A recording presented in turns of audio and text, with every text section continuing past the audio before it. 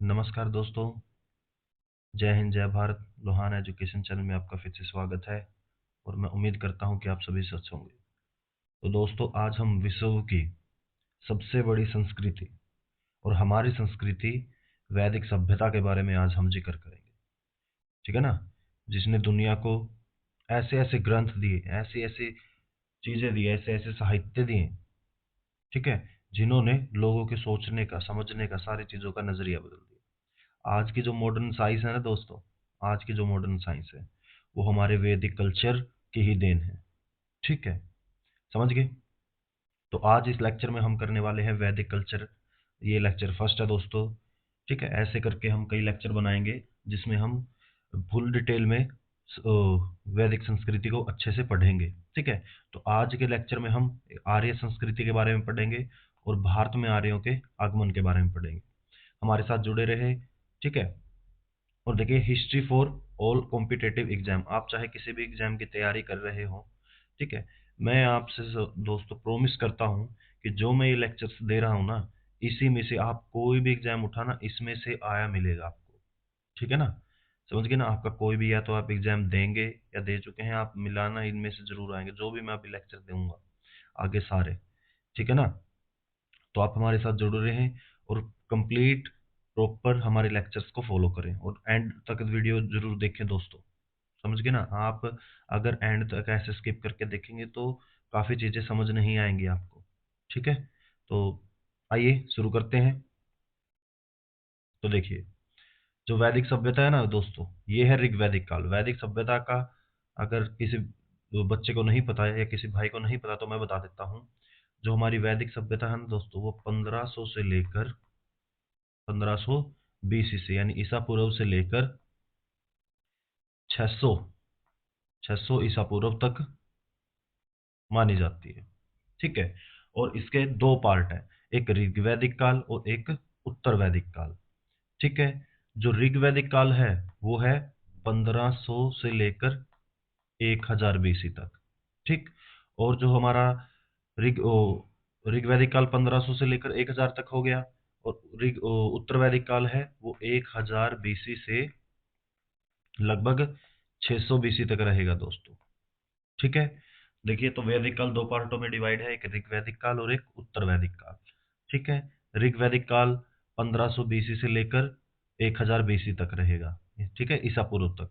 और जो हमारा उत्तर वैदिक काल है वो 1000 बीसी से लेकर 600 बीसी तक रहेगा। ठीक है, तो आइए, तो सिंधु घाटी सभ्यता का पतन 1500 ईसा पूर्व तक हो गया था।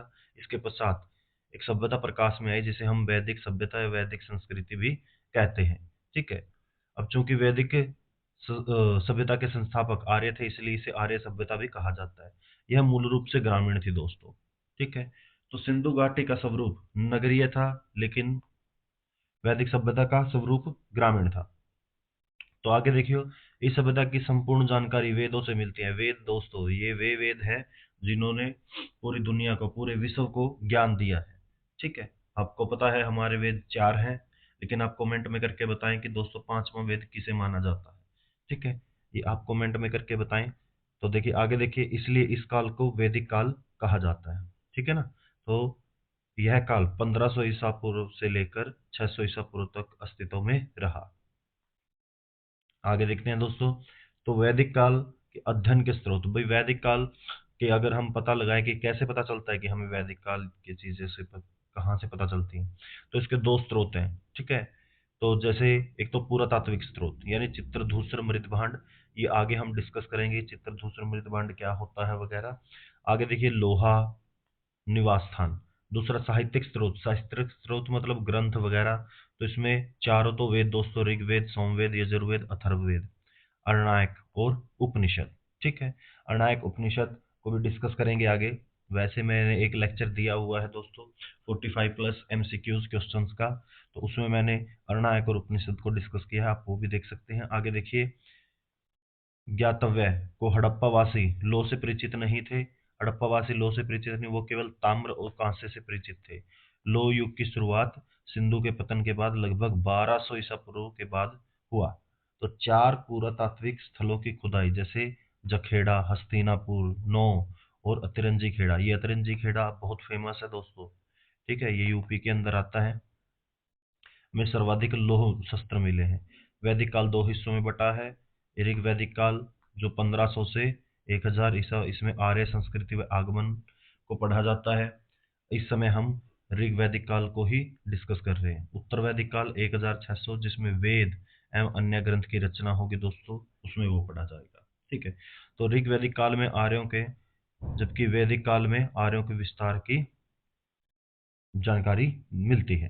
तो ऋग वैदिक काल में आर्यों के आगमन की और उत्तर वैदिक काल में आर्यों के विस्तार की जानकारी मिलती है, ठीक है। आइए दोस्तों आगे देखिए। तो आता है आर्य संस्कृति। तो आर्य संस्कृति कैसे थी दोस्तों, इसके बारे में सबसे पहला जो हमारा वेद है ना, वो ऋग्वेद है। तो ऋग्वेद है, तो हमें जानकारी भी कहाँ से मिलेगी, ऋग्वेद से मिलेगी। तो आर्यों के आरंभिक इतिहास की जानकारी मुख्य स्रोत ऋग्वेद से। इस वेद में आर्य शब्द का उल्लेख कितनी बार मिला है दोस्तों, 36 बार मिला है, ठीक है। तो आर्य में, सॉरी, भारत में आर्य ईरान से होते हुए यानी मध्य एशिया से होते हुए ऋग्वेद की कई तथ्य ईरानी भाषा के प्राचीनतम ग्रंथ किससे मिलते हैं दोस्तों, अवेस्ता से मिलते हैं, ठीक है। तो ये कई बार क्वेश्चन पूछा भी जा सकता है कि ऋग्वेद की जो भाषा है, ठीक है, वो किस ईरानी ग्रंथ से मिलती है, तो वो मिलती है इससे, अवेस्ता से। तो आरंभिक आर्यों का निवास भारत में पंजाब हरियाणा के अलावा पूर्व पाकिस्तान, सॉरी, अफगानिस्तान और पाकिस्तान में भी था, ठीक है।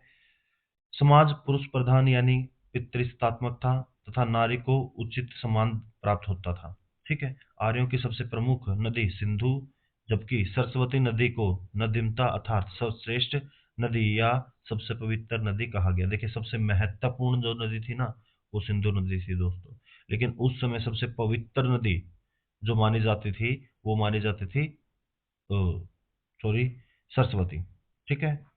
समझिए ना दोस्तों, ये दोनों में कंफ्यूजन रहता है, कई बार क्वेश्चन आए कि आर्यों की सबसे प्रमुख नदी कौन सी थी, तो आर्यों की सबसे प्रमुख नदी सिंधु थी, ठीक है। अगर ये पूछा जाए कि सबसे पवित्र नदी कौन सी थी आर्यों की, तो क्या लिखेंगे, सरस्वती पर, ठीक है। आइए डिस्कस करते हैं आगे। तो आर्यों में, भारत में आर्यों का आगमन। तो भारत में आर्यों का आगमन के विषय में विद्वानों में मतभेद है। आर्यों का मूल निवास आल्प्स पर्वत के पूर्वी भाग में बताया गया है, जो वर्तमान में यूरेशिया में है। यूरेशिया वो स्थान होता है जहां दोस्तों Europe, sorry, Europe plus Asia, ये दोनों एक जगह मिलते हैं, ठीक है।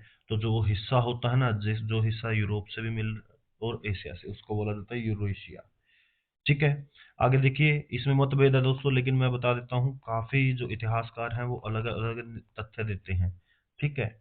आगे देखिए, मैक्स मूलर के अनुसार आर्यों का निवास स्थान मध्य एशिया माना गया है, जिसका उल्लेख lectures on the science of languages में किया गया है। तो ये बुक है दोस्तों, पूछी जा सकती है, ठीक है, कि मैक्स मूलर ने आर्यों का निवास स्थान मध्य एशिया किस पुस्तक के अंदर माना है, ठीक है। तो ये है lectures on the science of languages, Avinash Chandra Das की पुस्तक में। ऋग्वेद इंडिया में आर्यों को मूल निवास भारत में सप्त सिंधु प्रदेश में माना जाता है। अब ये सप्त सिंधु प्रदेश बहुत बार देखा होगा या सुना होगा दोस्तों, भाई ये क्या है सप्त सिंधु प्रदेश।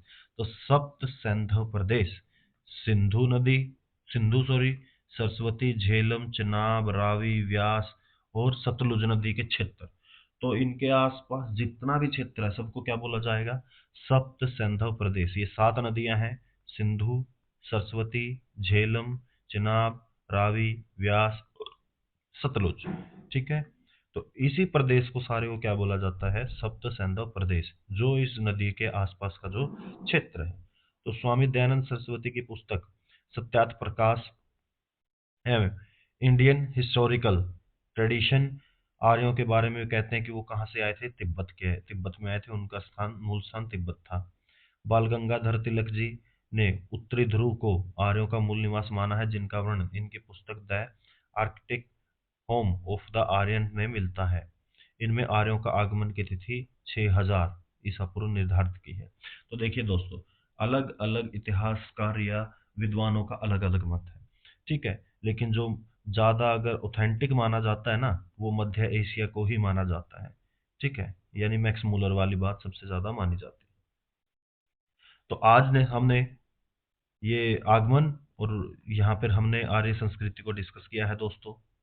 ठीक है, तो आप अब क्या कर सकते हैं, आगे हमारे लेक्चर 2 मैं जल्दी से जल्दी करूँगा, मैं और ज़्यादा टाइम नहीं लगाऊंगा। ठीक है, तो आपको एक दिन के गैप में असल वैसे तो एक दिन का गैप भी नहीं मिलेगा दोस्तों, लेकिन मैक्सिमम एक दिन का ही गैप रहेगा मेरे लेक्चर के अंदर अगर रहा तो। ठीक है, तो इसीलिए आपको प्रॉपर हमारे चैनल से जुड़े रहें, लोहान एजुकेशन चैनल को सब्सक्राइब करें, लाइक करें, शेयर करें, कमेंट करें। धन्यवाद।